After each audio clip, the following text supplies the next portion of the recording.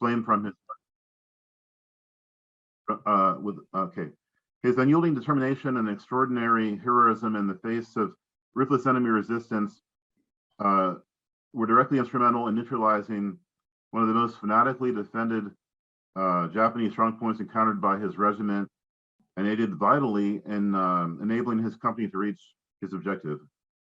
Corporal Williams' aggressive fighting spirit and valiant devotion to duty throughout this fiercely contested action sustain and enhance the highest traditions of the U.S. Naval Service. And ladies and gentlemen, that is the official Medal of Honor citation for Woody Williams. And one moment, we're so honored to have him here today. And just a few more remarks. I had honor to meet Woody 4 days in the past and welcome Woody.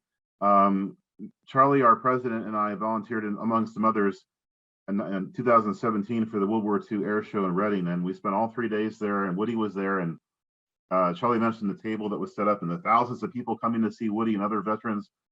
And I talked to Woody all 3 days during that, and also escorted him to the stage for one of his presentations on one of the days of his in front of the large crowds at the World War II Air Show in Reading.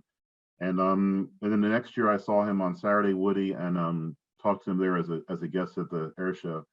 And also I wanted to add real quickly on a fun note, Woody gave me a nice salute, and I saluted him back at the World War II Air Show. So from a personal note, for me, that was very special as a World War II historian to get the salute from the Medal of Honor winner Woody and salute him back. It was a real privilege. And once again, we're so happy to have Woody join us. And so I'd like to turn the meeting back over to Bob, and any other quick remarks before we go to Woody. And thanks again, all of you, for being here. And Woody, thanks so much for being here as well. I will help field the questions later on for Woody that we have from our viewers tonight. Thank you. Well, thank you very much for inviting me to be a part of the roundtable. I'm glad to be here.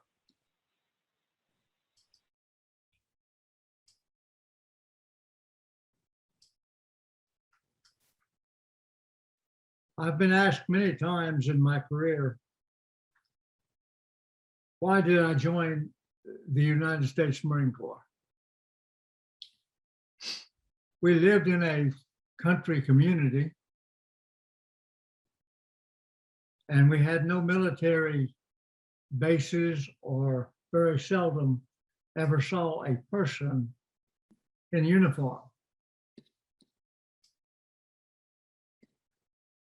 When Pearl Harbor was bombed, I happened to be in what was known then as Civilian Conservation Corps.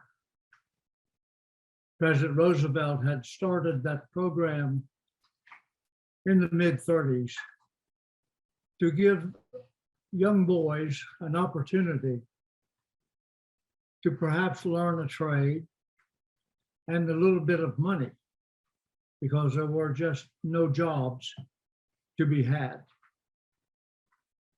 And most states had more than one camp called a CCC camp. The camps were actually run by the Army. Each camp had a commanding officer and a mess sergeant and a first sergeant. And they had some Army clerks that did the paperwork and the record keeping. But we worked off the camp area or the camp base on different kinds of projects. They built buildings, helped establish parks. And in my situation, I joined when I was 16 years of age. I'd been raised on a dairy farm, and the dairy business at that point in time was going to pasteurization and homogenation, and only the larger farms were able to afford the equipment necessary to do that kind of care of the milk. we made our living from the farm by delivering produce and milk to the nearest city from us, about 7.5 miles away, called Fairmont, West Virginia. And we had what we called a milk route, because we delivered milk to the houses, to the people in the community. There were no grocery stores on the corner. There might be a food market someplace. There was no refrigeration at the time, unless you had an ice box, which you would put ice in to keep your food, milk, and stuff cool. It would soon spoil. On the farm, we had a large ice box because we had to keep the milk cool. We had to cool it in the milk box or in the ice box, and then it had to stay cool until we loaded it aboard the Model T Ford or the Model A Ford to drive it 7.5 miles to deliver house to house. But we delivered many other things like eggs, and people would order a chicken for Thanksgiving or Christmas, vegetables of all kinds. So that was a every morning route. We would leave the farm at about 6 o'clock in the morning and drive to town. And during the summer months when we boys were not in school, we were the deliver boys. When we went back to school in the fall, then my father and older brothers who were already out of school, they became the delivery boys. But that's how we made our living. And the ice box had to have new ice put in it every day, because we were bottling many bottles of warm milk, and it would take a while to cool it. And of course, that would cause the ice to melt rather rapidly. Within the city itself, they had an ice house, and it was a sort of an insulated place built out of logs, but insulated with something between the logs. And every morning on the way home from delivering to the houses, then we would pick up a 100-pound block of ice. I've been asked many times, where did they get the ice? Well, they got it out of the river. Monongahela River ran through Fairmont. And in those days, the winters were extremely severe. Ice would form, and it would not be unusual that it was 12 inches thick. And they would cut the ice with large saws and take the ice then to the ice house and put it in that house. You could get a 25-pound ice, or you could get a 50-pound ice, or a 100-pound ice. So we always got the 100 because it took it longer to melt, of course. But that's how we made our living. And up until the time that I went into the Civilian Conservation Corps, that my family was still delivering produce and milk to the people in the community. But as time went on and they were requiring the dairy farms to switch to this homogenation and pasteurization, my mother, who was running the farm, my father died when I was 11, and my mother just did not have the funds with which to switch over or install that equipment. So we began selling it then in 5-gallon milk cans instead of delivering house to house.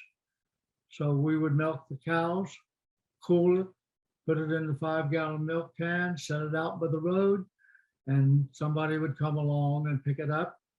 And of course, my mother received a payment for each can of milk. So the farm was really going downhill insofar as production was concerned. I had 2 brothers. that were drafted in early 1942, and they were the only four brothers on the farm.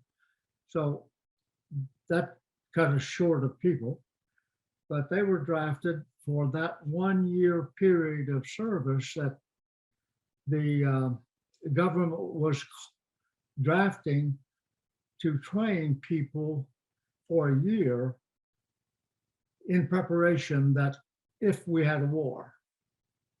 And they were supposed to be discharged after their year of training.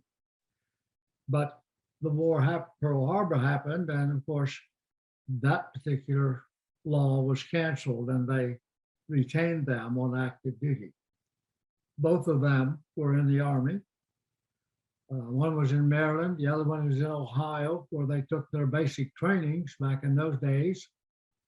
And they would hitchhike home occasionally over a weekend. They could hitchhike home on Friday evening and hitchhike back on Sunday and be there for Monday morning roll call. And they had to wear their Army uniform while they were home.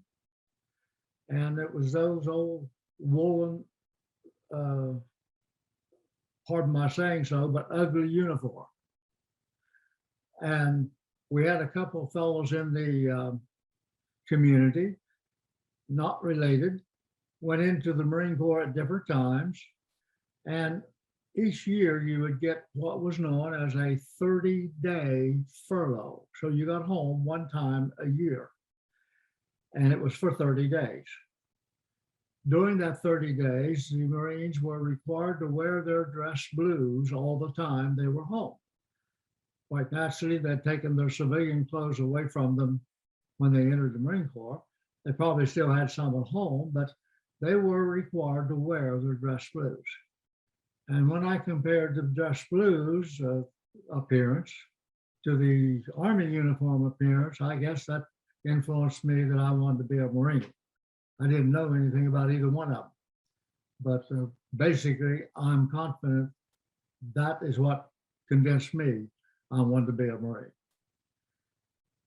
So when the war happened on December the 7th, I was still in the Civilian Conservation Corps.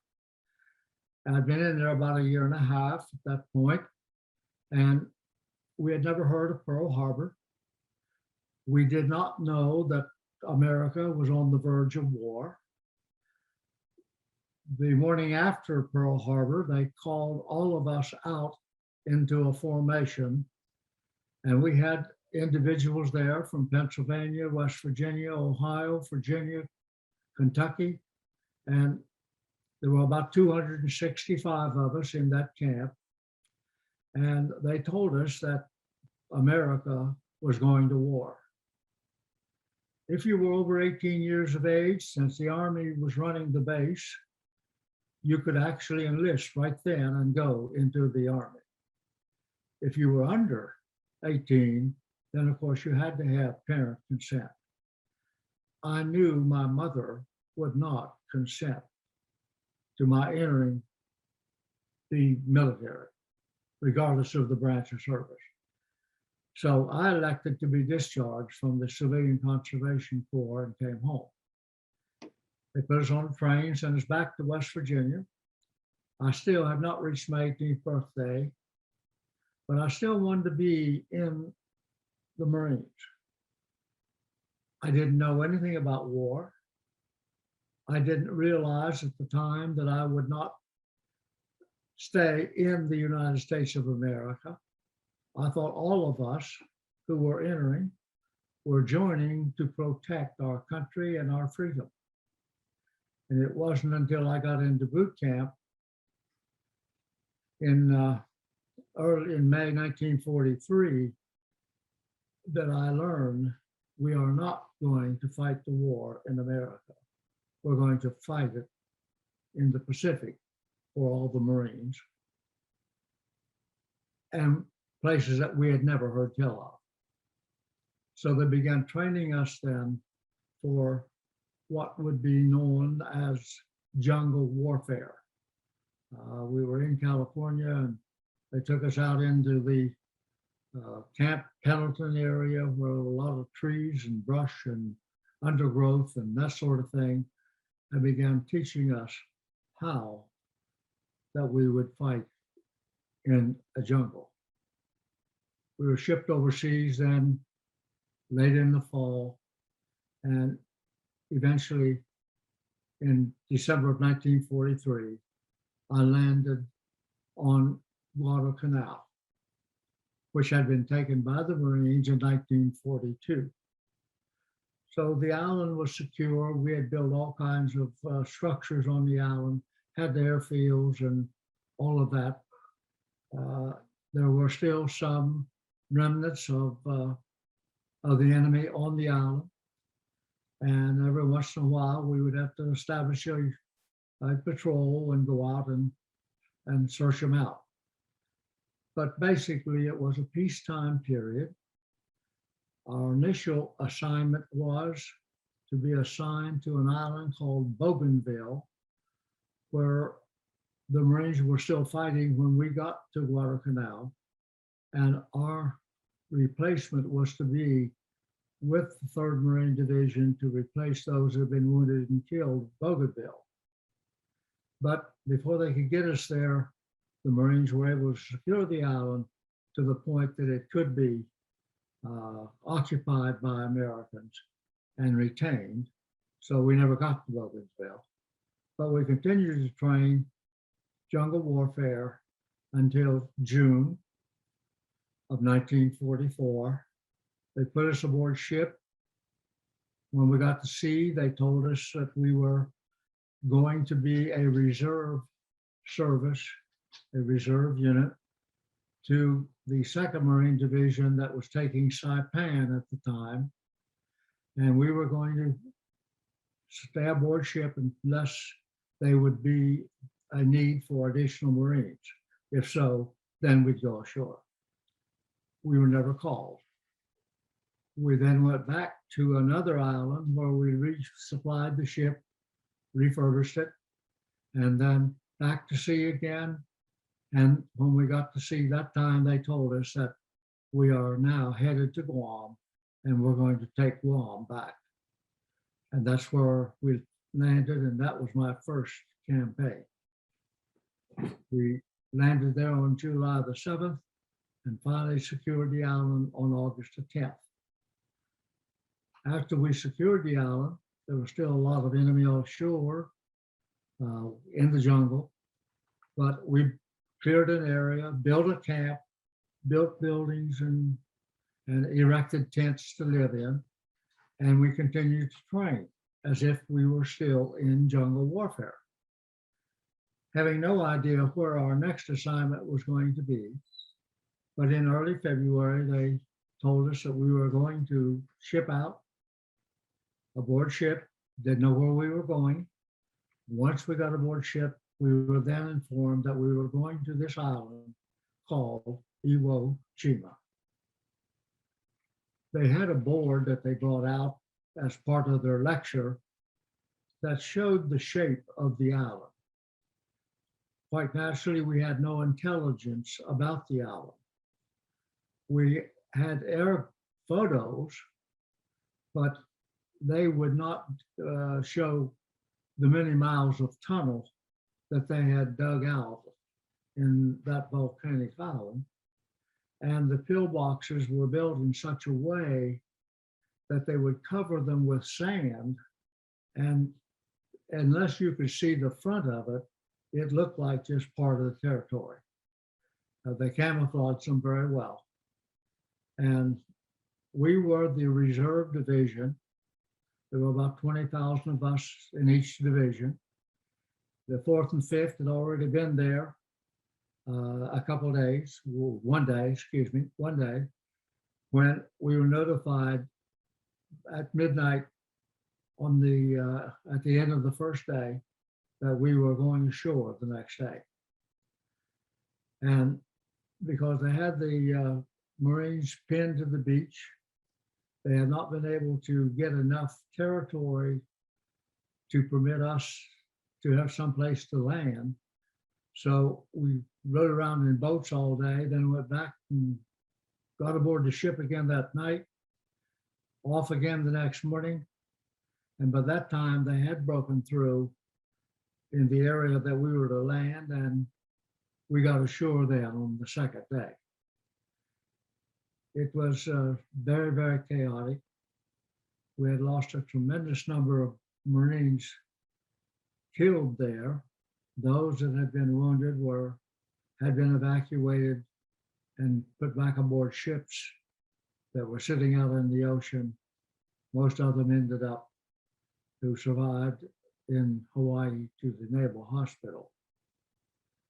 Our assignment at the point was that we were to cross the first airfield and try to eliminate the enemy in pillboxes, reinforced concrete pillboxes that had been built around the airfield to protect it.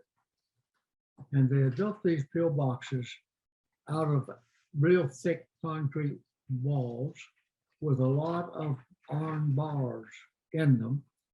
So bombs and mortars and bazookas just absolutely had no effect on them. They had put sand on the top of each one of those pillboxes so that it really looked like part of the territory. And if a mortar landed on it or a piece of artillery landed on it, the sand would absorb the explosion. So it really never reached the pillbox itself. So as we were trying to move forward to eliminate the enemy within those pillboxes, we were losing Marines very rapidly. We would attack, they would force us back. We made several attempts, and every time we lost a tremendous number of our Marines. And finally, our commanding officer, who had lost almost all of his officers, his platoon commanders, executive officer, he called us offline and called us to the rear, and another group took our place. And he called for a meeting of all the officers and the NCOs, non-commissioned officers. I was a corporal, did not qualify as a non-commissioned officer. You had to have 3 stripes to be a non-commissioned officer. I only had 2. So I was not going to the meeting. I did not feel that I qualified. But my first sergeant called me to his foxhole and told me that the commanding officer wanted me at that meeting. I was the last surviving flamethrower demolition operator in my company. When we landed on the beach, I had 6 Marines in the group. We were both trained to be demolition as well as flamethrower operators. And I had assigned each of the companies, A, B, and C, 2 of those Marines.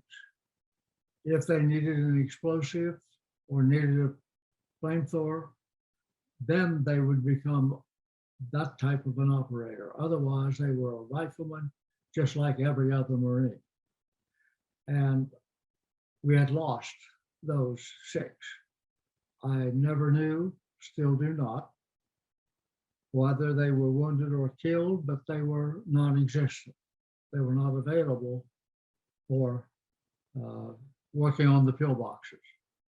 And when the group got together in a large shell crater, we got down below ground level, so we'd be out of grazing fire. And the company commander is talking to us, trying to decide, I guess, what he was going to do as our commander.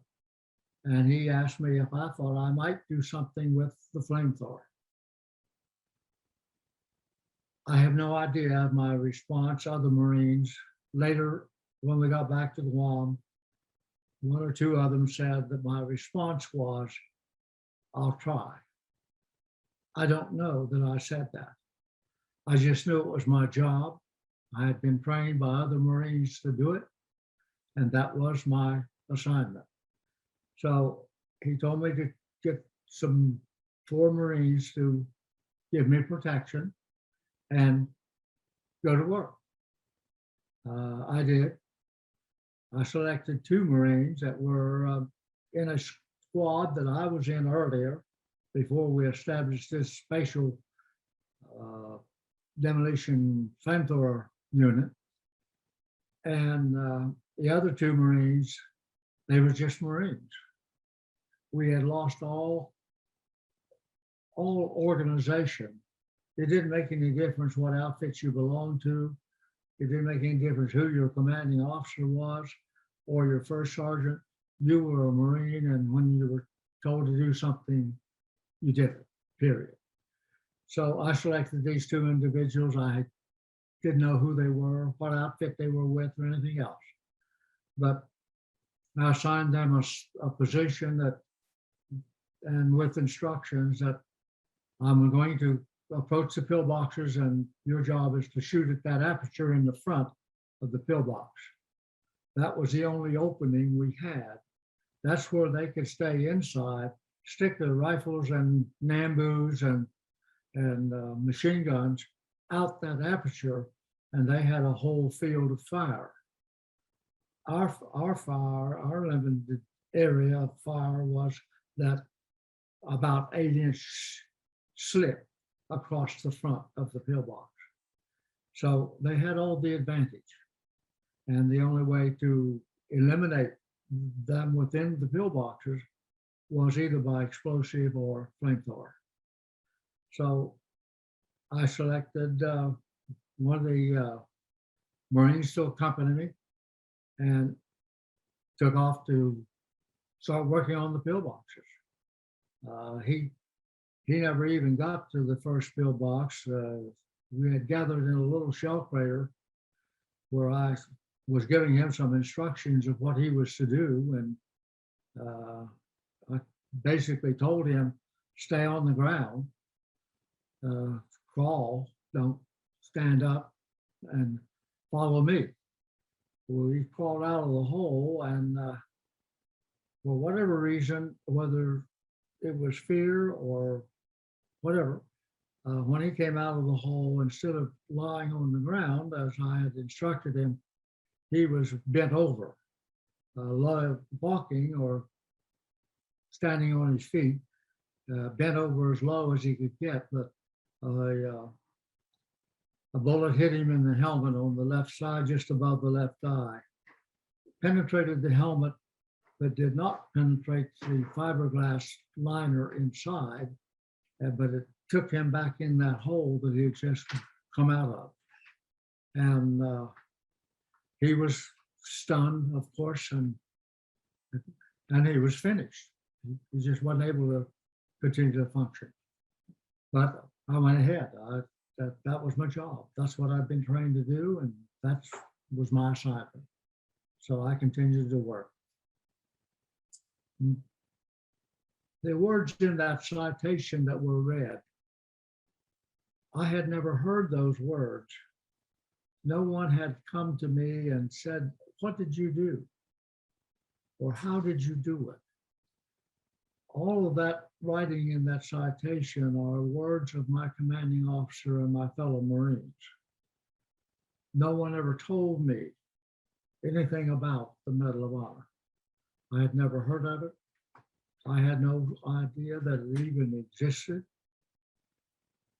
And I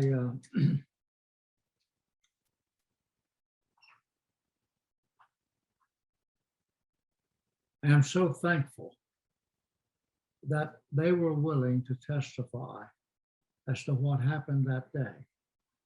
Because without the recommendation of my commanding officer, without the testimony of those other Marines, I would not be appearing before you tonight, because I would have never received the Medal of Honor. I have said since the very beginning, it does not belong to me. It belongs to those Marines who never got to come home. And when I finally learned the names of the two individuals who sacrificed their lives that day protecting me, I have said since learning their names, I wear it in their honor. not mine. Perhaps without them, I wouldn't even be the possessor of it. So I wear it for them. In fact, the day after I received it from President Truman, I appeared before the Commandant of the United States Marine Corps, A. Vandergrift, who too was a Medal of Honor recipient from Guadalcanal. I don't remember much of what he said because I was so frightened to just be in his presence. But one of the things I do remember was he said, that medal does not belong to you. It belongs to all those Marines who never got to come home. And don't ever do anything that would disgrace that medal. He used the word that we have lost to time, tarnish. Don't ever do anything that would tarnish that medal. I have attempted in my life to live up to his admonition. If anybody has a question, I'll be glad to try to answer it.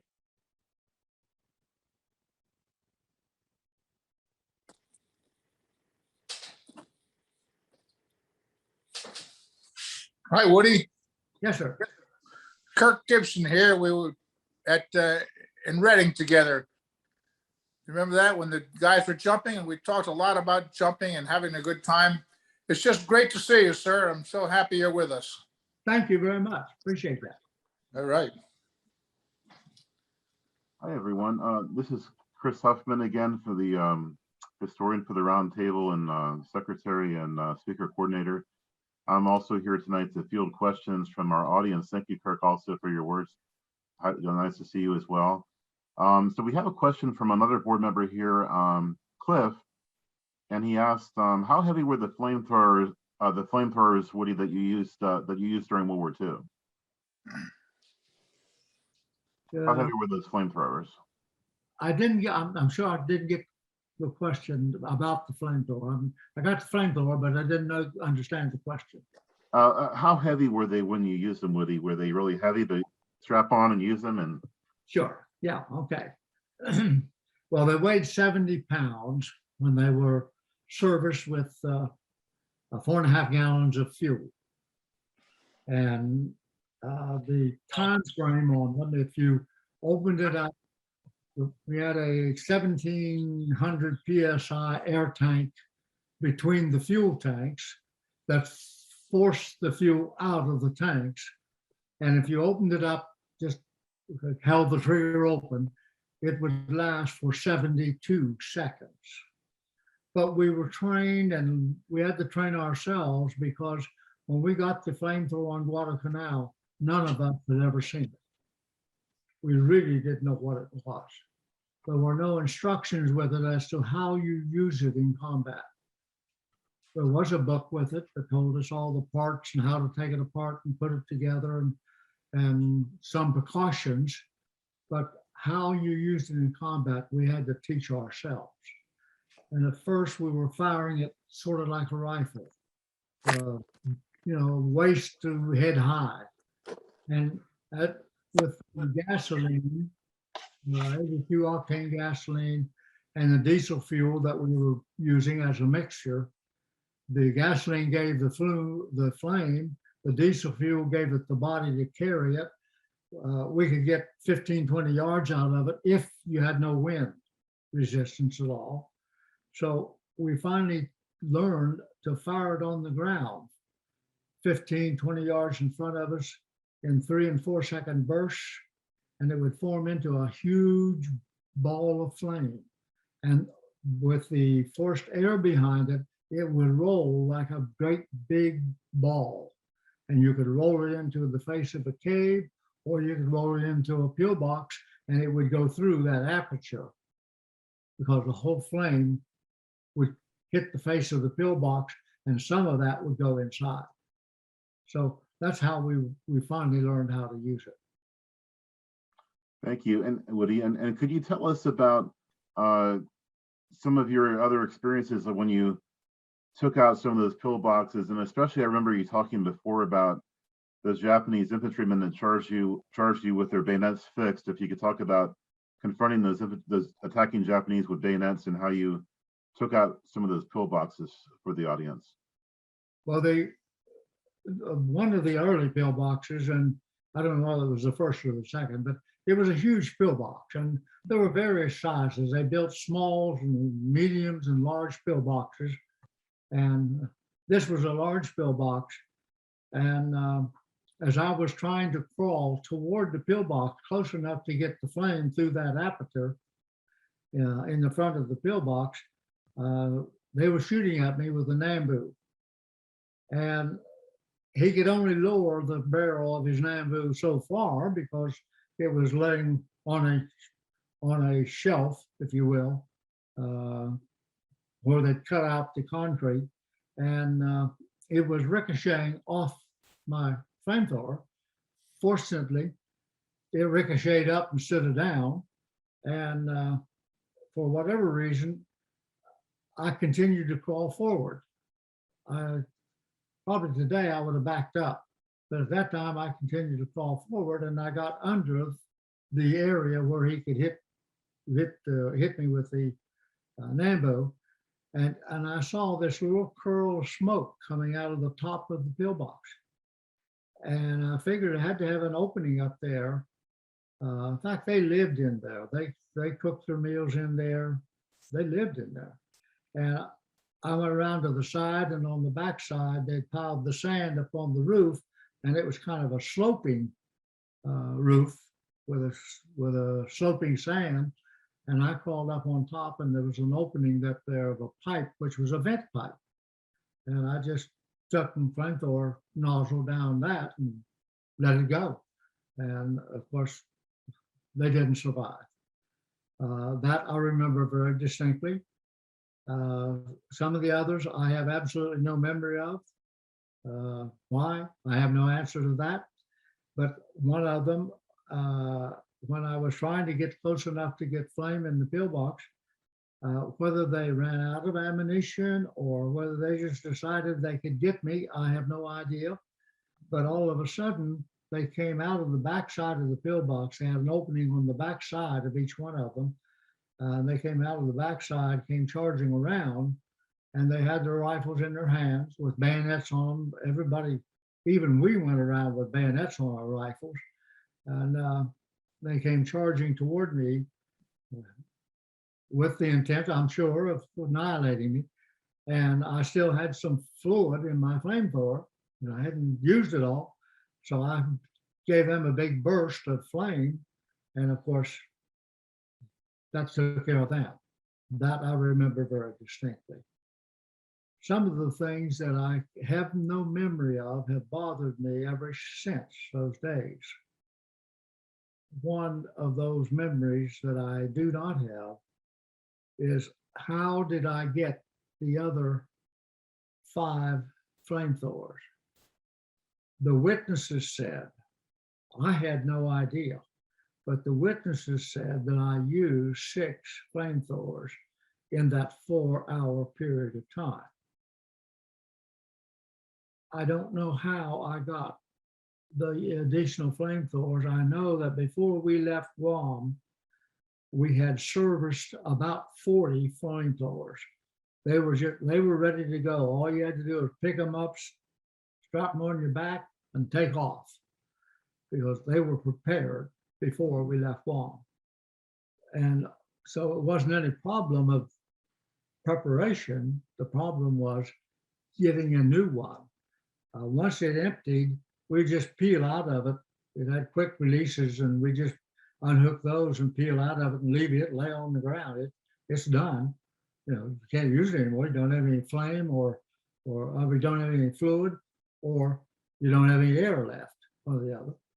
So that's bothered me, and I've talked to professionals. Why can't I remember that? Nobody has an answer to it. I don't.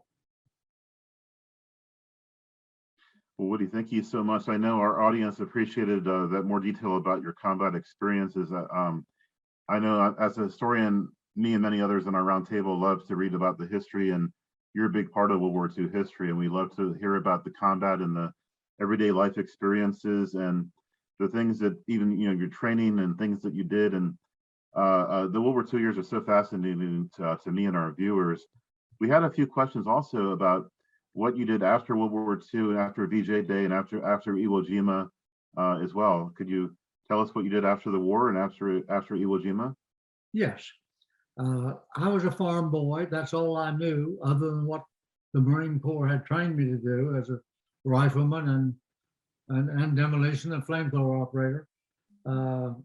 Didn't have much call for flamethrower operators in civil life, and about the only explosives that we used basically were in coal mines, and I did not want to be a coal miner, so that left that out. As far as I was concerned, I'm going back to the farm. That's all I know.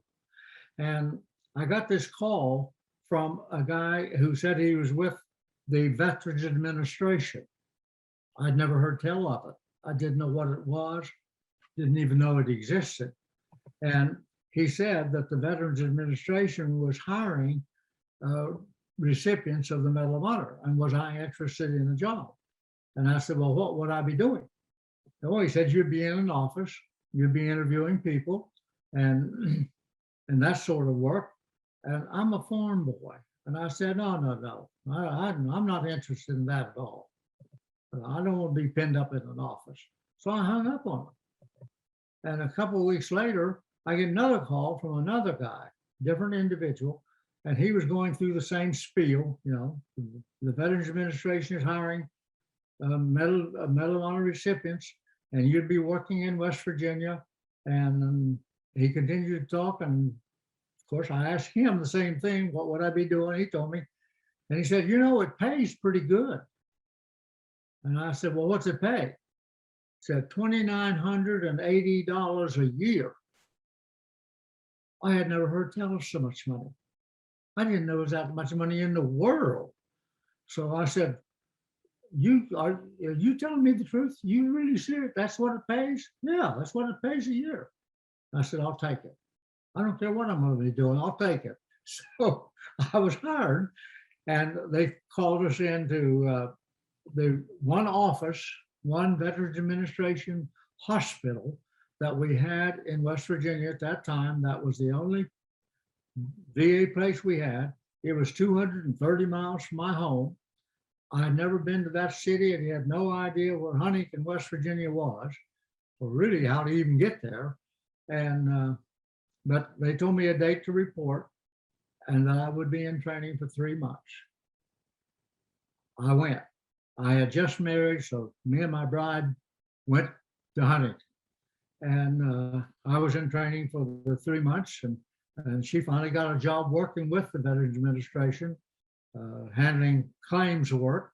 And then I spent 33 years of doing that. And it was one of the best jobs I could have ever had in my life.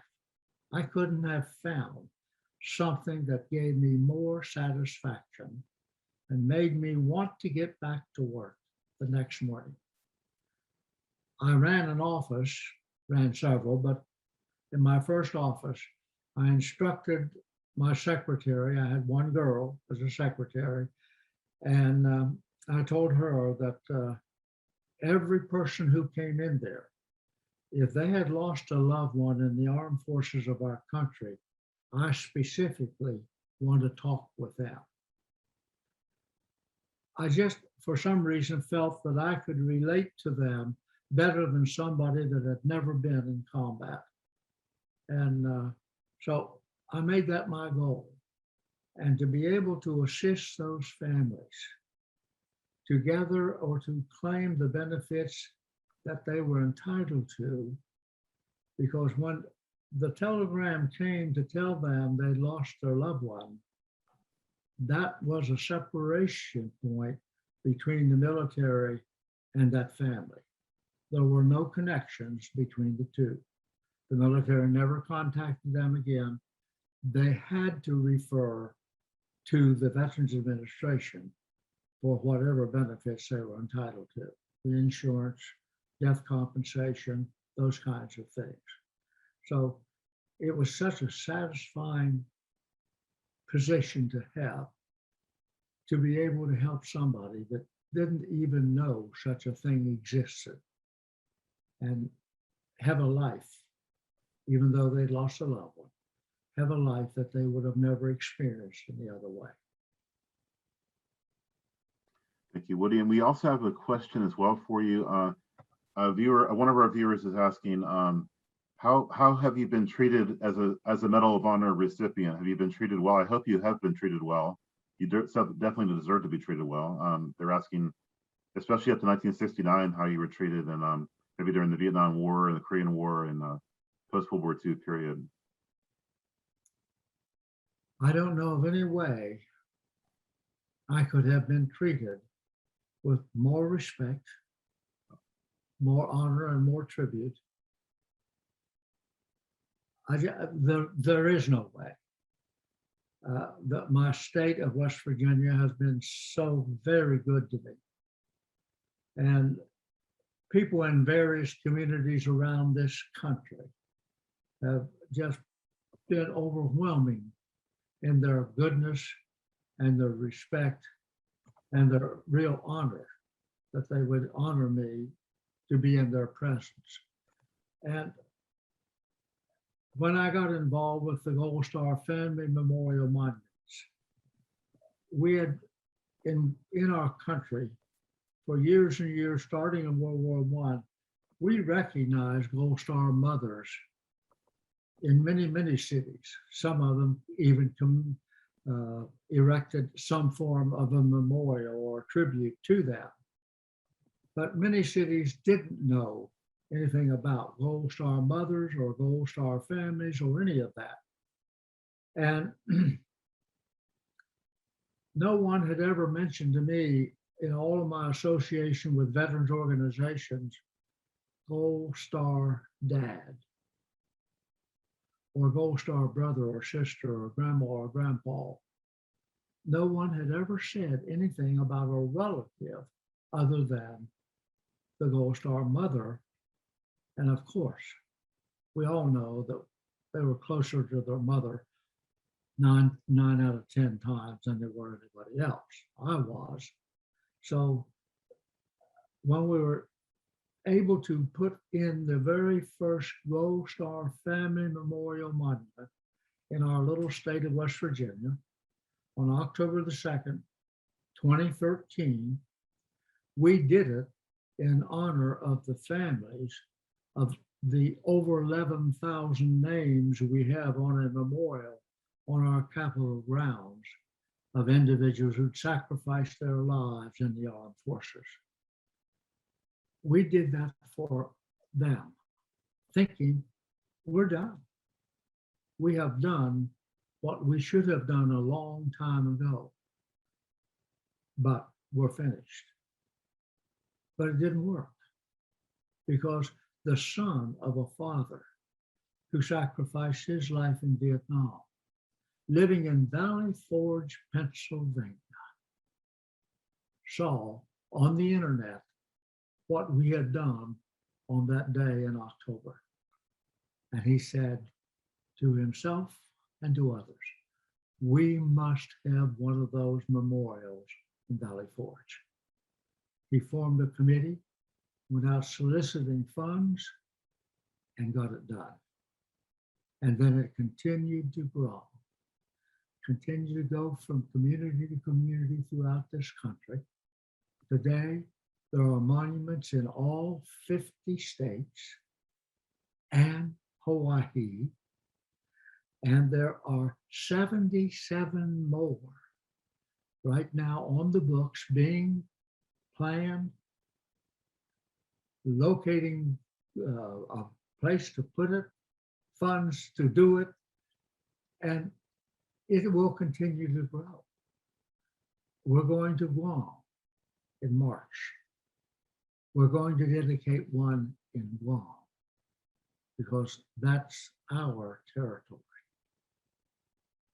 And from there, we'll go on to Iwo and pay our respects there before we come back home.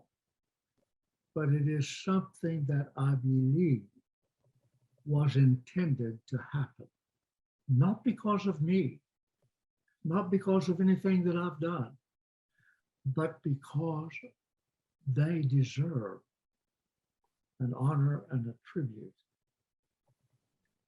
that they have never received in all of these many wars and all these many years that have passed. And what a blessing it is to see Gold Star families coming together for the first time, getting acquainted with each other, becoming friends with each other, and sharing their grief with each other. It is just absolutely one of the most emotional things that can happen in a life.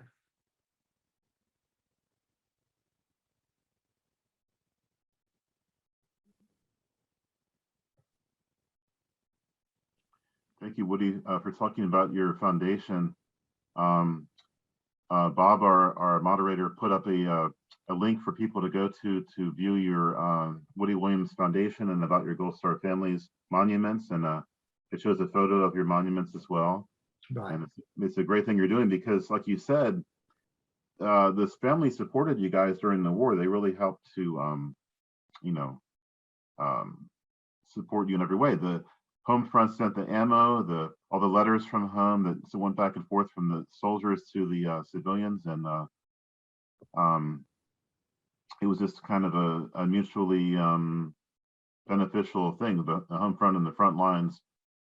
I know that means a lot to you, and the families. I know you really care about the families that lost loved ones during the war and sent those brave men who never returned back home. And that's something we all think about as well. People that read about the war and study it as well. Yeah. Now, Bob, do you think we have time for a few more questions? There were a couple more questions from viewers, or should we try to wrap things up, you think? Or I wasn't quite sure if we should. I think, Chris, we could wrap things up. Okay, yeah, we only had a couple more questions. I think we covered most of it. So should I turn things over to you, Bob? And Could I mention one thing? yes, You'll notice the cutout in the monument. yes. When I designed the monument for the first one in West Virginia, in fact, the first one in the United States, I had a solid figure there. Okay.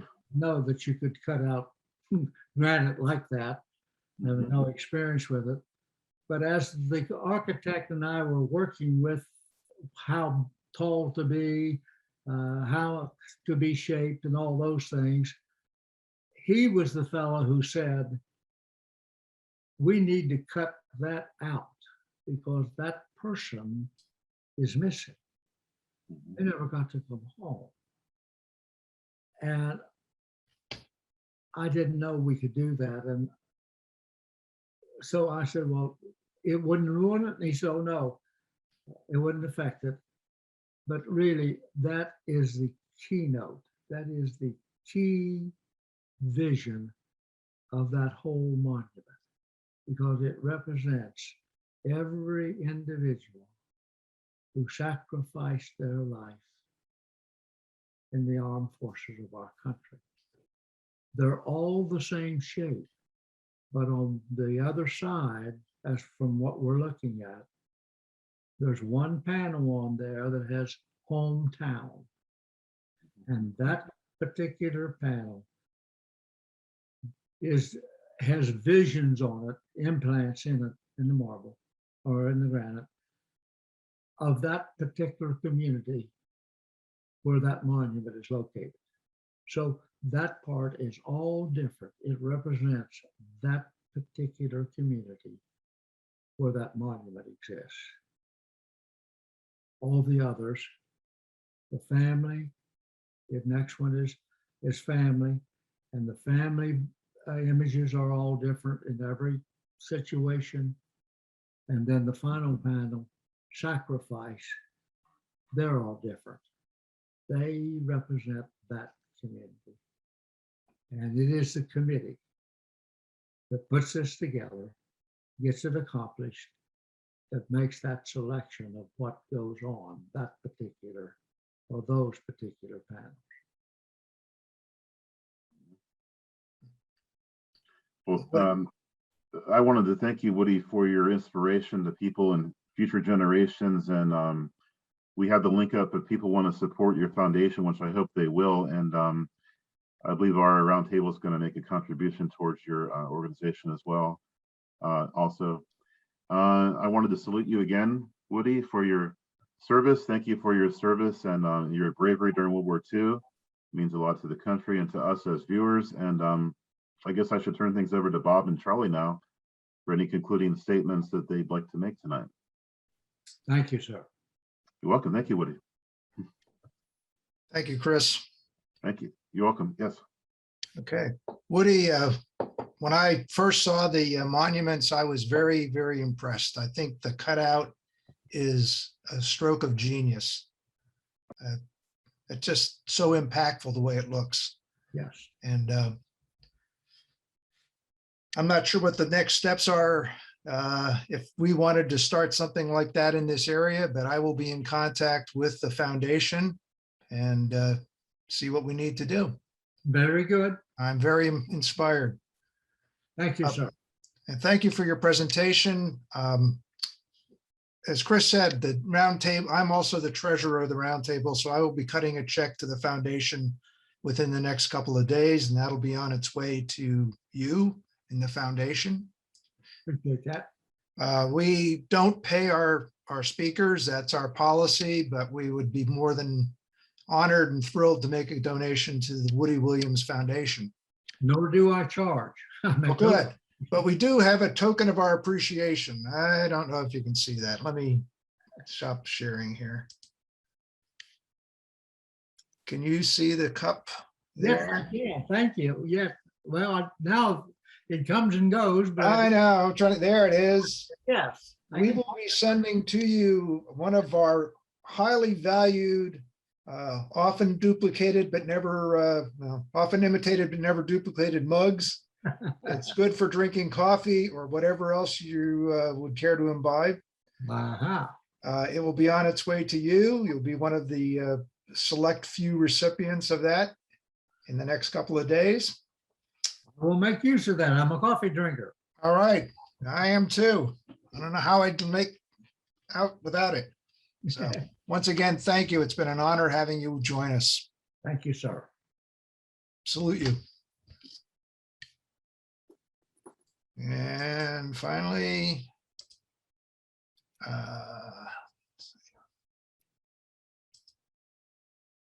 share that.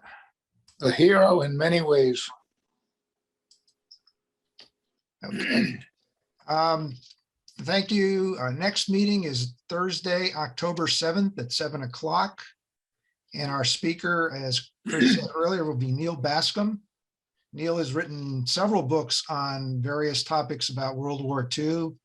And at our October meeting, he will be speaking on his book, The Winter Fortress, the epic mission to sabotage Hitler's super bomb. So look forward to seeing you then. We will try to address any unresolved technical issues. And again, we thank you and wish everyone a good night.